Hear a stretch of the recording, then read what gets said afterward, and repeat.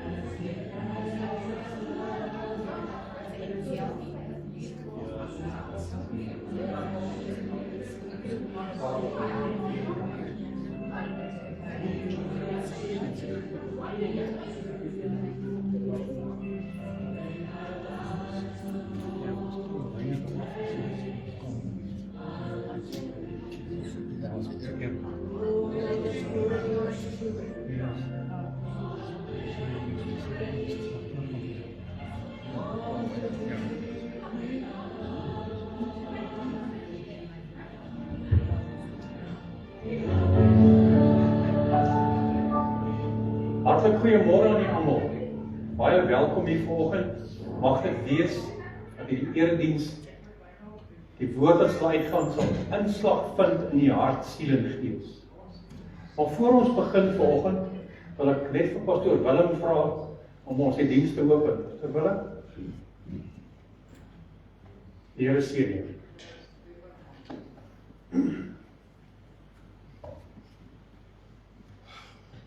Here, baie dankie dat ons vanmôre elkeen in U huis mag wees. Dankie. Ons dankie Here dat ons elke dag U grootheid en U almagtigheid mag ontvang deur die genade en die liefde. Here, so dra ons ook vanmôre se diens aan U op, wat U onder die lofsang en die lofprysing van die kinders sal leef, Here. U alleen is waardig om aanbid te word. Dat die Heilige Gees vandag se teenwoordigheid ook hier, Here, as die salwing van God, ook vandag vir ons elkeen daarmee sal seën.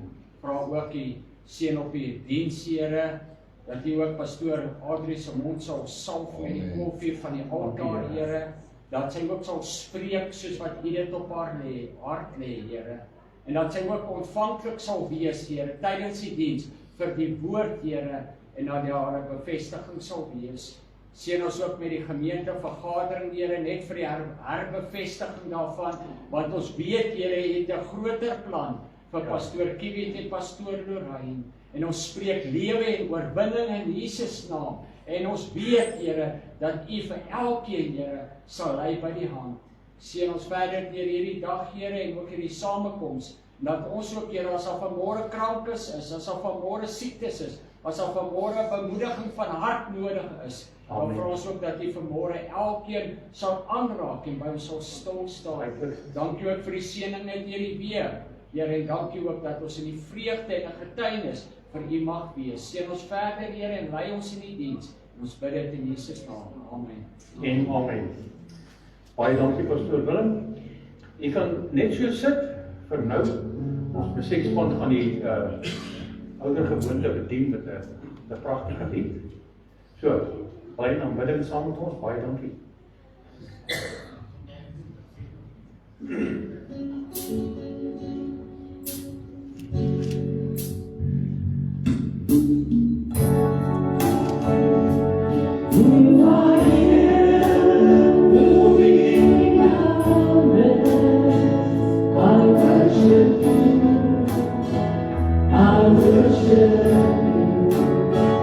You are here.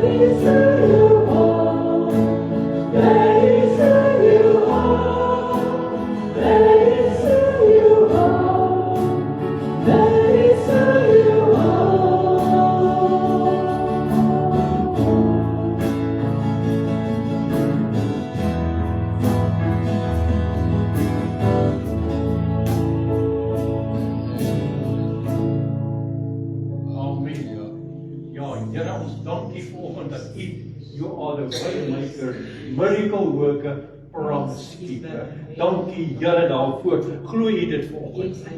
Ja, hy sê belofte sal hy altyd hou ten opsigte van ons. Baie dankie. Kom ons staan en maak ons die naam van die Here groot.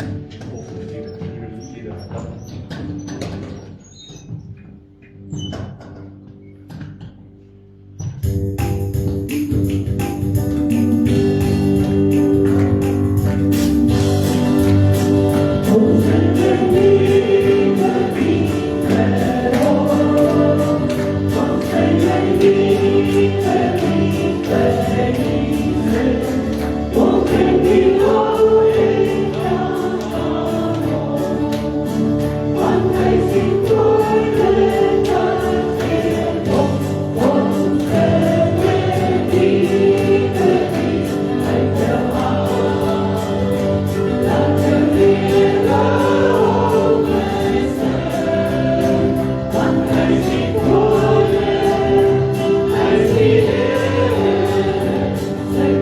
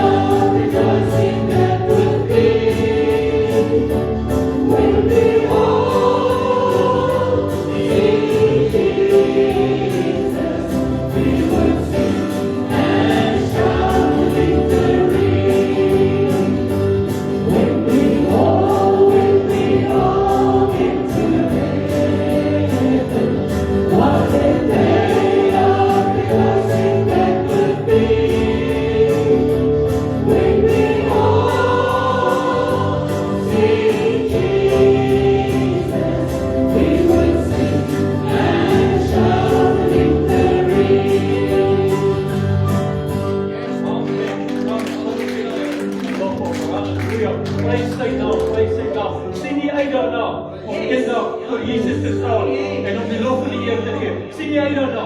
Yes, amen. Yes, verseker. Halleluja. Ja, Here, as ons so staan, Here, wag oop die oë van ons harte dat ons U kan sien. Dit is U waarlik kan sien, Here. Halleluja, prys sy naam. Halleluja. Dankie.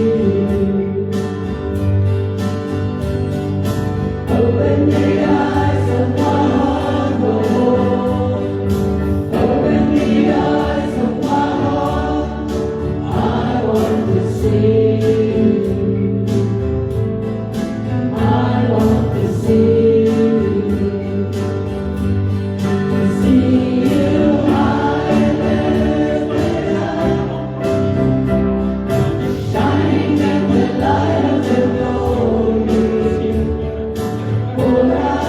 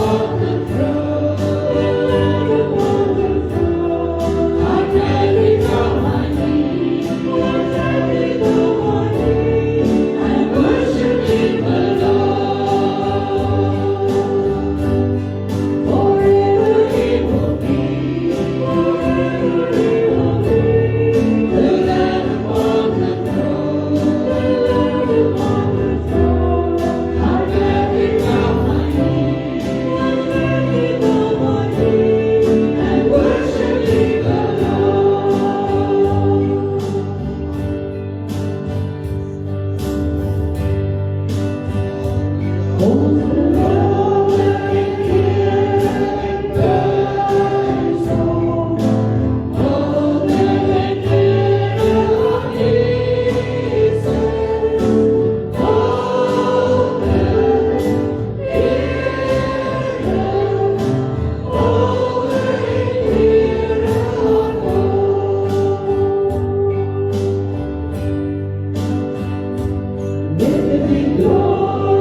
and honor.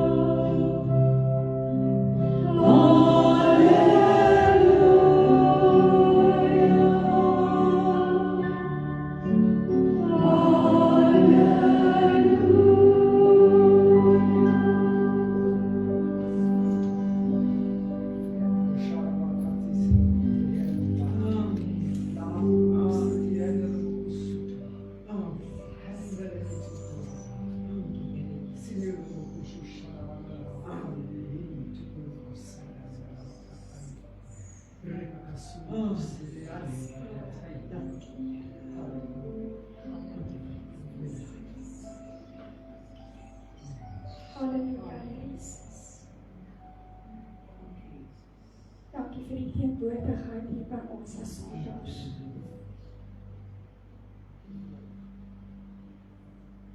Dankie Here dat U hier teenwoordig is. Dankie Vader dat U hier by ons is, Vader.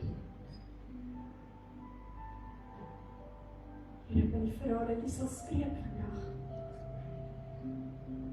Here, dat U woord soos 'n tweesnydende swaard sal wees, Here, skerp. Ons bestraf die gees van die beslaan in die naam van Jesus Christus. Vader, en U weet wat moet oopgemaak word vandag in ons as mens, sodat ons kan hoor en kan ontvang wat U vandag vir ons het. Vader, spreek nou met U volk. En ons bid dit in die kosbare, in die wonderlike naam van Jesus Christus. Amen.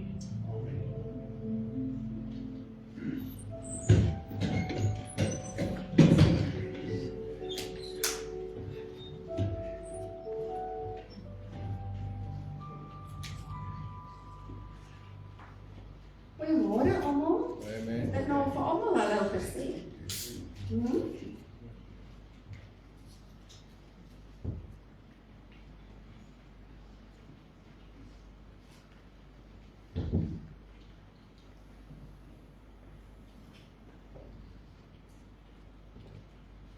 Goed, ons gaan sommer met die, hoe sê hulle altyd, met die deur in die huis inval. Nee. Wie kan onthou waaroor het ons laas week gepraat? Niks is iets. Niks is iets. Ag, mooi klisjé. Wat is die skriflesing? Spreuke 3 vers 5 tot 6. Vertrou op die Here. Vertrou. Moenie op jou eie insig te staat maak nie. Ken wie? Ken hom en aan jou wie en hy sal jou baie gelyk maak. So ons gaan 'n bietjie aansluit daarby vandag. Ons het geleer van Elia, maar vandag se tema is kieskoers. En ek weet, ons het al baie daarvan gepraat, maar hierdie was selfs 'n nuwe openbaring vir my ook gewees. So die skriflesing van vandag, en julle sal sien, dis nie op die advertensie nie. Want gewoonlik kry ek eers die tema, en dan die skriflesing. Goed. So dis hoekom hy nie daarop is nie. Maar die tema van vandag is kieskoers, en ons skriflesing van vandag is Psalm 119, vers 105. Baie bekend. Die woord is 'n lamp vir my voet en 'n lig vir my pad. Maklik, dit klink so, nee. So laasweek het ons gesien hoe Elia moeg word. Groot prediker, en die Here het hom wonderbaarlik gebruik, en ons het al die wonderlike dinge gesien wat Elia gedoen het. Maar hy was ook maar net mens soos ek en jy vandag. En miskien dink ons hierdie boodskap van vandag is net vir mense wat nie tot bekering kom, maar wat ek besef het in hierdie week by die voorbereiding van hierdie boodskap is, meeste van ons het laat op bekering gekom, ons ken die Here Jesus, maar partykeer dan verloor ons 'n bietjie ons pad. En partykeer is dit bietjie moeilik om weer terug te kom op daardie pad. En wat ons so 'n bietjie vanaf afgedwaal het, en ek wil regtig vandag as ons deur die woord wel vir julle voorbeelde gee van gewone mense soos ek en jy, wat maar ook partykeer die pad byster geraak het, en baie keer was hulle gehoorsaam gewees met die eerste opdrag wat God vir hulle gegee het en gedoen wat hy gesê het. So Elia, ons weet hy was nog woordeloos gewees en hy onder 'n besembos gaan lê en hy wou opgee. Here, neem my lewe, dit was sy woorde gewees. Neem my lewe. Maar weet julle wat, na die oomblik, en ons het dit ook laasweek bespreek, het die Here voorsien in sy behoeftes. Die Here het hom brood gegee, die Here het hom water gegee, die Here het hom rus gegee. Want sien, die Here was besig om vir Elia voor te berei vir 'n langer pad. Amen. Nou vandag gaan ons bou daarop met die tema van kieskoers. Kom ons kieskoers. Net soos Elia moes opstaan en verder gaan, moet ek en jy ook 'n koers kies. So het jy nou al ooit gewonder, hoekom praat mense so as hulle sê, ons moet in 'n motor inklim. Maar wanneer ons 'n bus of 'n vliegtuig of 'n boot gebruik, dan sê hulle ons moet op 'n boot, op 'n vliegtuig en op 'n bus klim. Ek wil dit gou vir julle verduidelik want dit nogal vir my is 'n mooi voorbeeld gewees. So 'n motor is 'n geslote ruimte. So dit is toe, dis 'n geslote ruimte en 'n boot, 'n bus en 'n vliegtuig is 'n platform. Goed. So die een klim jy in en die ander een klim jy op. En so is dit met my en jou geloofsreis partykeer. Soms moet ons inklim en dit verg 'n persoonlike besluit wat ek en jy moet maak. En soms moet ons opklim. En dit is die deel van die groter reis wat ek en jy moet aanwerk. Maar dit is nie altyd maklik nie. En ek wil 'n getuienis uit my eie lewe uitgegaan met julle heel kort. Gaan julle nie lank besig hou nie. Is om te sê, toe ek begin werk het so 3 jaar in die werksplek in, het ek gesukkel. Ek het gesukkel om aan die gang te kom, want my manier van dinge doen was, ek moes eers die beeld en die prentjie in my gedagtes skry, voordat ek dit kon vat en ek kon dit neerlê op papier byvoorbeeld, of voordat ek aksie kon neem om dit te doen. En ek het dit eendag met 'n projekbestuurder aan wie ek gerapporteer het, het ek sê, ek weet net nie hoe om aan die gang te kom nie, ek weet nie. En so 'n paar dae later het hy my kantoor ingestap en daar was 'n wit bord teen die muur. En hy het 2 woordjies vir my op daai bord geskryf. En die woordjies was begin het. Begin het. Nou, ek weet nie of julle weet nie, maar dit was vir my moeilik. Dit is vir my moeilik om te begin, want ek het geweet hoe werk ek as mens. En ek het begin, en ek het die volgende bygevoeg op daai bord. Die res sal volg. Amen. Begin het, die res sal volg. En net soos ek verskonings gehad het om te sê, maar ek kan nie nou hierdie goed op papier sit nie, ek kan dit nou eers in my gedagtes en dan kan ek dit neerlê en wat ook al. So gebruik ek en jy baie verskonings in ons lewe vandag. Goed. En ek gaan dit vir julle verduidelik. Ons sê partykeer, weet julle wat, ek lees nie my Bybel nie, want ek weet net nie waar om te begin nie. En ek het al daai verskoning baie kere gehoor. Ek weet nie waar om te begin nie, so dis hoekom ek dit nie doen nie. Ek bid nie gereeld nie, want ek weet nie waar om te sê nie. Of ek het nie regtig tyd vir stilte tyd nie, want weet jy, ek is besig. Ek is besig met baie dinge. So daar's nie regtig tyd wat ek kan maak om my stilte tyd te hou nie. Maar die waarheid van dit alles is eintlik begin het. Die res sal volg. Die Here is nie bekommerd of jy in Genesis begin en of jy eers in Openbaring begin nie. En of jy dalk eers 'n Psalm lees nie en of jy dan Spreuke lees. Spreuke is die beste om te begin mee. Ek is maar net wat noem jy dit, 'n leidraad wat ek vir julle gee. Maar die Here, dit maak nie vir ons saak waar jy begin nie. Jy moet net begin. En dis soos 'n lamp wat net genoeg lig gee vir jou voete. Nie 'n groot lamp nie. Hy gee net genoeg lig vir jou voete sodat jy die eerste treukie en miskien die tweede treukie kan. So is God se woord vir my en jou vandag net genoeg om mee te begin. Amen. Julle weet, Elia moes opstaan en hy moes eet en hy moes drink en hy moes rus. En hy het nie die pad voor hom uitgesien nie. Hy het nie geweet waartoe is hy op pad van daar af nie. En so, net ek en jy, al weet ons nie wat is die pad voor hom toe nie, moet ons begin staan. Ons moet net begin staan. Ek wil vir julle 'n paar voorbeelde uit die woord uitgee. En daar's baie. As ek hierdie woord van God moet vat, nee, en ons gebruik elke persoon in hierdie woord, nee, kan ons 'n voorbeeld daarvan maak. Almal van hulle. Maar ek het die bekendstes uitgemaak, omdat ons al van sonnaskooltyd af dit geleer het. Ons weet wie Noag is. Ons weet wie Moses is. Ons weet wie hierdie mense is. So Noag moes ook 'n koers kies. Sy roeping by die Here van gesê het is Noag, bou 'n ark. Ek dink hy was 'n bietjie onseker geweest, ek weet nie. Maar weet julle wat, die mense van daai tyd het nog nooit reën gesien nie. Nou moet jy 'n ark bou, die wêreld gaan vergaan deur water. En dit wat hulle gesien het in daai tyd was maar die dou op die water, op die plante groei. Dis die naaste wat hulle gesien het aan reën, was die dou op die plante groei. Die mense het hom gespot en hulle het hom gelag, uitgelag.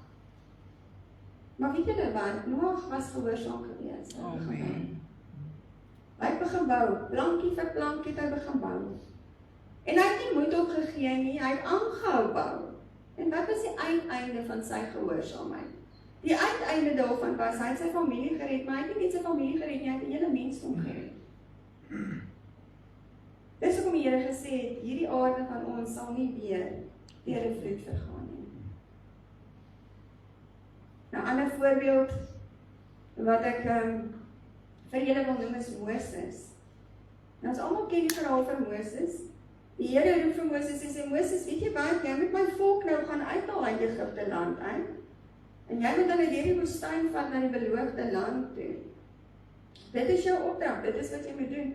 En voordat die Here vir hom sê, hy moet nou gaan, sê die Here vir hom, maar weet jy wat, as jy nou met die Farao gaan praat, is daar 2 goedjies wat jy kan doen. Jy kan die kierie op die grond neergooi, hy verander in 'n slang, en as jy hom by die stert vat, dan sal jy 'n kierie. En die tweede ding wat jy kan doen, is jy kan jou hand in eie boesem steek, as jy hom uithaal, is hy benaats. En as jy hom weer terugsteek, is hy skoon. En dan sal die Farao jou glo, né? En dan moet jy nou my volk uitvat. En wat is Moses se verskoning? Here, ek kan nie regtig praat nie. Regtig? Kom ek lees dit vir julle. Genesis 12 vers 1, die Here het vir, Exodus 4 vers 10 tot 12. Toe sê Moses vir die Here, ag Here, ek is nie 'n man van woorde nie, ek is swaar van mond en swaar van tong. Maar die Here sê vir hom, wie het 'n mond aan die mens gegee? Wie het die mond aan die mens gegee? Ek sal by jou mond wees en jou leer wat jy moet sê. Hoeveel verskonings het ek en jy? Ons kan nie iets vir die Here doen nie, want maar ons vergeet, hy het dit gemaak. En dis in sy hande. Abraham is die volgende voorbeeld. Ken ons die verhaal van Abraham? Die Here sê vir Abraham trek. En hy gaan, nie met 'n kaart nie, met 'n belofte.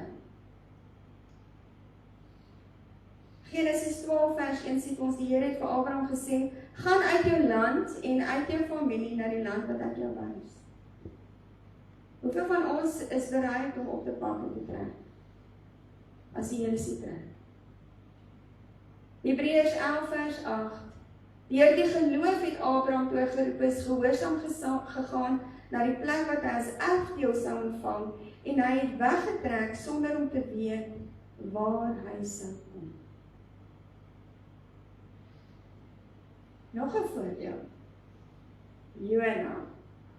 Nou ons almal ken vir Jona, né? Jona was bietjie ongehoorsaam geweest. Jona 1 vers 3, maar Jona het opgestaan om na Tarsis te vlug, weg van die aangesig van die Here. Want weet julle wat, die opdrag wat die Here vir Jona gegee het, is Jona gaan na Ninive toe. Dis 'n bose stad geweest. As jy 'n bietjie wil gaan navorsing doen, daai mense het alles gedoen wat 'n mens nie moet doen nie. En die Here sê vir hom, Jona gaan soontoe. Hulle moet die evangelie hoor. Hulle moet 'n geleentheid kry om te bekeer. En wat besluit Jona? Nee, wat? Hierdie dalk is nie vir my nie. Ek gaan my eerder Tarsis toe. Ek wonder of hy regtig gedink het hy kan van die Here wil wegvlug op daardie stadium. Dan. En ons ken die verhaal, maar Jona 2 vers 1 tot 2 sê dit toe het Jona tot die Here sy God gebid uit die buik van 'n vis. Want onthou hy is oorboord gegooi, né? En 'n vis het hom ingesluk. Jona 3 vers 1 tot 2, die woord van die Here het die tweede keer tot Jona gekom. Staan op, gaan na Nineve en verkondig daar die boodskap wat ek jou sal sien. Ek dink Jonas se verhaal is vir baie van ons 'n waarskuwing vandag. Jy kan nie verkeerde koers kies. En weet jy wat, jy stel nie net jou eie lewe in gevaar nie, maar jy stel mense se lewe om jou ook in gevaar.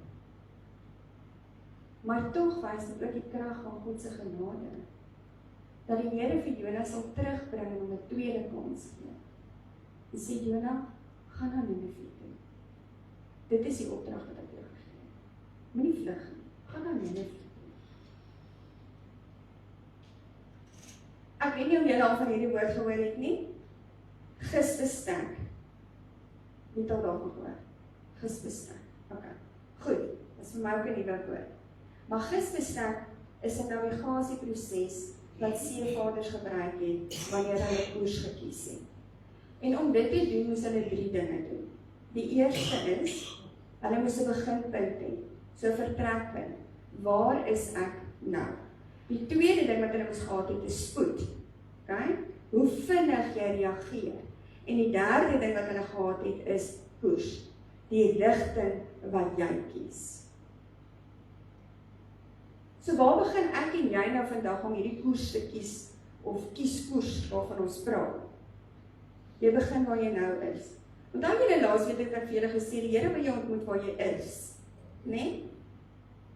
Nie daai skynplek waar jy voorgee om te wees nie. Hy wil jou ontmoet daar waar jy nou huidiglik is. So dis waar jy begin. En dan wag jy nie te lank nie. Ons gaan vandag al begin. En dan hou jy jou oë op die rigting aanwyser wat Jesus Christus is. Gispestek. Volg net daai metode. Die eerste ene is beginpunt. Die spoed waarmee jy dit doen. En die koers. Waarheen is jy op pad? Ek wil 2 stories met julle deel. Ons is amper daar, as julle my net op niks nog nie. Okay. So William Carey, ek weet nie of julle al ooit van hom gehoor het nie, maar hy het bekend gestaan as die vader van moderne sending. Nou dit moet vir jou anders sê. Beteken, jy weet, hy was op 'n sendingsreis gewees, maar ons moet so 'n bietjie agtergrond oor hom kry. So, William Carey was 'n skoenmaker gewees in Engeland, en wat hy gedoen het, is dat hy 'n wêreldkaart gehad en hy het teen sy muur opgesit, terwyl hy nou skoene gemaak het, en elke dag het hy vir die lande en die volke en vir al die mense gebid op daai kaart. Want diep in hom het dit gebrand om die evangelie by al daai mense uit te kry wat nie vir Jesus Christus geken het nie. En hy het toe sy gesin gevat en hulle het toe na Indië toe vertrek. Maar ek moet vir julle vertel, hierdie man is deur baie swaar kry. Arm. Nie geld gehad om al hierdie dinge te doen nie. Maar hierdie brand in hom het vir hom die moed gegee om hy eerste tree te gee en te vertrek na Indië toe met sy hele gesin. Hierdie William Carey het 7 kinders gehad. Sy dogtertjie is oorlede toe sy 'n babietjie is. En William Carey en sy oudste seun het malaria gekry in Indië terselfdertyd. En hierdie seun van hom is ook oorlede. Maar dit was nie maanskyn en rose vir hom nie. Toe hy in Indië aankom het die mense hom soort van verwerp. William Carey was ook nie 'n geleerde man nie, hy was self geleerd sê hulle. Maar hy het ontdek dat hy 'n gawe het, en die gawe wat hy gehad het, was om ander tale aan te leer. Nou, ek weet nie of julle al enige ander taal probeer leer nie, maar dit is moeilik. Maar vir hom was dit 'n natuurlike ding, hy kon dit doen. Ek wil julle sê, wat het hy bereik in sy lewe? Hy het skole gestig vir arm kinders waar hulle kon leer. En hulle kon ook daar leer en lees. En hulle kon Christus daar ontdek. Hy het die Bybel vertaal in baie tale. Hulle noem maar 5 in die geskiedenis wat ek gaan lees het van hom. Het hy die hele Bybel vertaal in daai verskillende tale. Hy het 'n Serampore College en 'n Serampore Universiteit gestig in Indië. En dit was ook die eerste graad toekennende universiteit in Indië. Hy was betrokke by sosiale hervorming om dit te bevorder, want in die wet van Indië was dit die gebruik gewees dat as 'n man doodgaan, dan moet sy vrou op dieselfde altaar waar hulle die man se liggaam verbrand, moet sy opklim en hulle verbrand haar ook. Wreed! En William Carey het saamgespan met 'n ander man, Wilberforce is sy van, ek kan nie sy naam onthou nie, maar Wilberforce is sy van, en hulle het gegaan en hulle het hierdie wet opnuut gemaak. Want wie mag lewe neem? Net God. En dit was sy verhaal gewees. Maar weet julle wat, met hierdie kaart wat hy teen sy muur opgesit het, toe hy skoenmaker was, het hy die volgende lese gehad, en luister mooi. Hy het gesê, verwag groot dinge van God. Onderneem groot dinge vir God. Ek gaan dit herhaal. Verwag groot dinge van God en onderneem groot dinge vir God. Hierdie man het nie net gepraat daarvan nie. Hy het uitgegaan en hy het gaan doen. Te midde van die swaar kry, te midde van dit waardeur hy moes gaan, het hy dit gedoen. En hy was gehoorsaam om te gaan. Selfs het die mense hom gespot en gesê, jy is nie opgelei om te doen nie. Jy is nie opgelei om sendingwerk te gaan doen nie. Want ek het al vir julle gesê, William Carey was self geleerd gewees. En sy gehoorsaamheid het 'n beweging begin wat die hele wêreld verander het. Hoor wat is nog 'n gesegde wat hy gehad het, of nog ietsie wat hy geskryf het, het hy gesê, en ek gaan dit vir julle in Engels lees. If a commission by an earthly king is considered an honor, how can a commission by a heavenly king be considered a sacrifice? Hierdie was alles behalwe 'n opoffering vir William Carey gewees. Hy het geweet hy moes gaan. Hy het geweet hy moet dit verander. In teenstelling daarvan is daar 'n ander man waarvan ek julle wil vertel. En sy naam is John Newton. Al gehoor van hom? Nog nie? Ok, ons het. Ek sien ons 'n paar mense wat sê ja, ons het. Hy was 'n slawehandelaar gewees. En dit is eintlik 'n dramatiese verhaal, want dis 'n verhaal van sonde, dis 'n verhaal van genade, maar dis ook 'n verhaal van transformasie gewees. So hy is in Londen gebore en sy ma het hom geleer van die Bybel, toe hy 'n jong seentjie was, maar op die ouderdom van 7 jaar oud is sy ma oorlede. En ek dink dit is waar die ommekeer in sy lewe begin het. Newton het 'n baie wilde lewe gelei. Hy het by die Britse vloot aangesluit en hy is ook gevange geneem as 'n slaaf in Wes-Afrika en net daarna het hy kaptein geword van 'n slaweskip. So hy was in beheer daarvan. Hy was bekend gewees vir sy harde goddelose leefstyl, sy dronkenskap, sy vuil taal, sy wrede optrede en hy het honderde mense in die Atlantiese slawehandel vervoer, maar nie net vervoer nie, hy het hulle verkoop ook.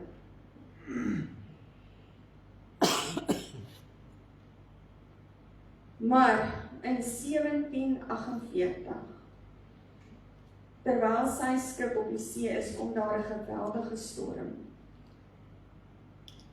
En John Newton besluit, weet jy wat, die enigste uitweg wat ek het is om na God te doen. Dis die enigste uitweg wat ek het. Want hy weet sy skip gaan sink en hy roep uit na God en die Here spaar hom. Hy het later die slawehandel verlaat en hy het 'n predikant geword. Nou Newton het ook 'n paar geskrifte en liedere geskryf wat ek en jy nog vandag hoor. En die bekendste daarvan is Amazing Grace, how sweet the sound that saved a wretch like me. Hierdie is nie net 'n lied wat John Newton geskryf het nie. Dit was sy getuienis gewees. Hy het eers 'n koers gehad van sonde en verwoesting, maar God se genade het hom teruggebring en sy lewe totaal en al getransformeer. Wat wys Newton se lewe vir my en jou? Jy kan verkeerd kies. En ek dink baie van ons, as ons eerlik is met onsself, het baie van ons al verkeerd gekies. Ek is een van hulle. En ek is nie skaam om my hand op te steek vandag en te sê, ek was ook al daar nie. Jy kan ander en jouself in gevaar stel. Maar God se genade is baie groter en hy hou jou op daai koers. Soos Jona wat verkeerd gekies het en 'n tweede kans gekry het. Soos Elia wat moeg en moedeloos was, maar God se voorsiening ervaar het. Of soos Noag wat gehoorsaam gebly het en nie net homself en sy familie gered het nie, maar ander ook. Dis nooit te laat om koers te kies nie. Nooit nie. William Carey het nog iets gesê. Hy sê, to know the will of God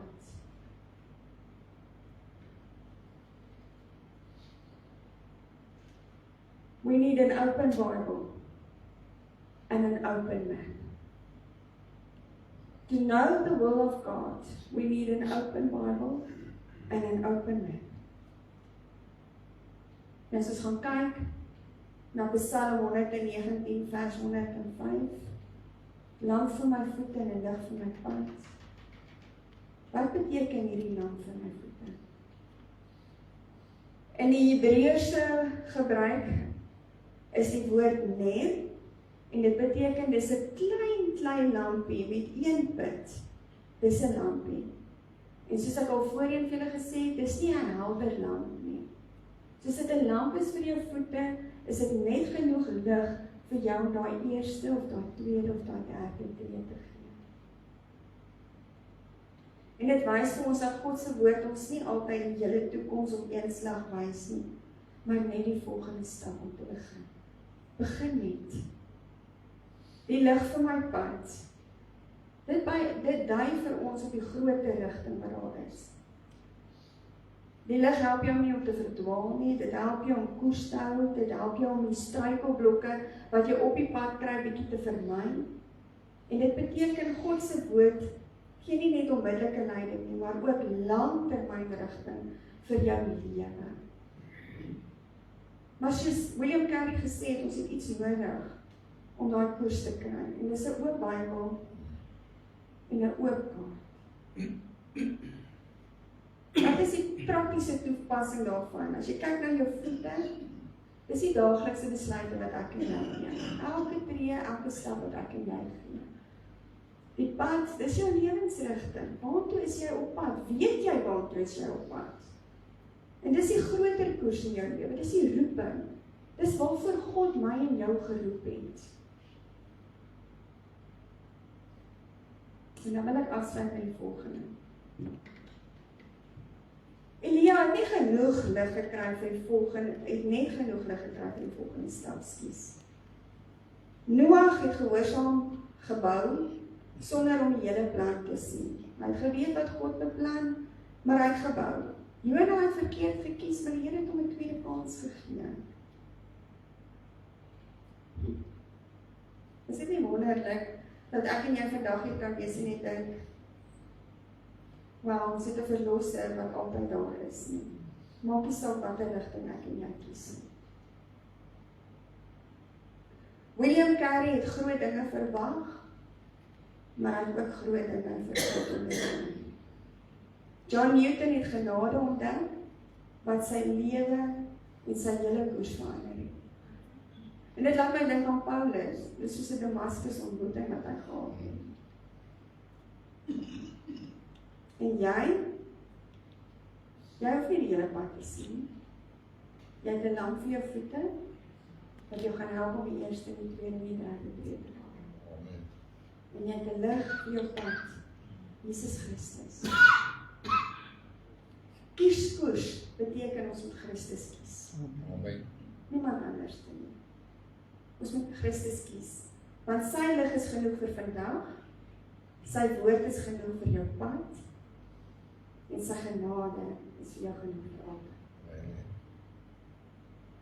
Elia het opgestaan, Noag het begin bou, Jona het 'n tweede kans gekry, William Carey het gehoorsaam gegaan, en John Newton het genade ontdek.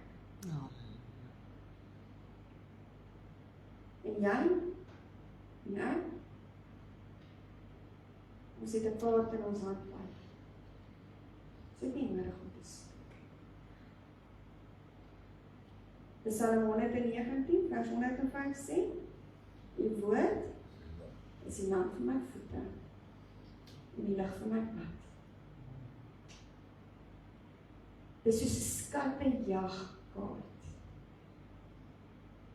Elke dag wys die lamp jou net die volgende tree. Dis die klein roete op die pad, die beginpunt. Elke seisoen in jou lewe wys die lig vir die groter rigting wat jy moet volg. Dit is die pad na die skat toe. En dan die skat self, dit is Jesus Christus. Dis die groot skat. Nou om koers te kies is soos 'n skattejagkaart. Ons almal het die kaart. Maar party van ons vat daardie kaart en ons vou dit mooi op en ons druk dit in ons sak. En ons vergeet om dit uit te haal. Maar daar is ander van ons wat hierdie kaart vat en dit oopmaak en dit begin lees en die pad begin volg. Begin het, die res sal volg. Kies koers en kies Christus. Sy woord is jou kaart, sy lig wys jou pad en sy genade bring jou tot by die groot skat wat eendag die ewige lewe gaan wees. 2 Korintiërs 12 vers 9 sê, sy antwoord was, my genade is vir jou genoeg. Amen. My krag kom juis tot volle werking wanneer jy swak is. Daarom sal ek baie liewer doen. Daarom sal ek baie liewer oor my swakhede doen, sodat die krag van Christus my beskutting kan wees. Amen. Amen. Ons bid saam. Vader, baie dankie vir die woord vandag. Here, baie dankie dat U ons hier lei en dat U ons leer. Here, mag U die naprediker van hierdie woord wees. Mag dit wees dat dit diep gesny het vandag, Here. En dat ons in hierdie week wat voor lê, Here, bietjie genade en daaroor. Vader, dankie dat U die heeltyd by ons is. Dankie dat wanneer ons twyfel, Here, U ons soms deur moeilike tye of altyd deur moeilike tye dra, Vader. Vader, dankie dat U vir ons wag en ons nie alleen laat nie. Here, dankie dat U ons eerste lief gehad het en daarom kan ons ook lief hê. Dankie vir U genade wat so onbeskryflik groot is, Vader. Here, ons dankie, ons loof en ons eer U daarvoor. En ons bid dit in die kosbare naam van Jesus Christus. Amen.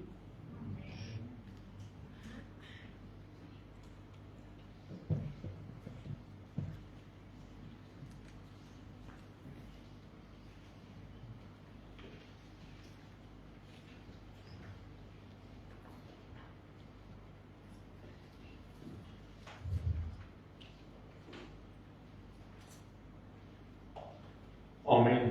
Baie dankie Pastor Adrie vir daai insiggewende woord.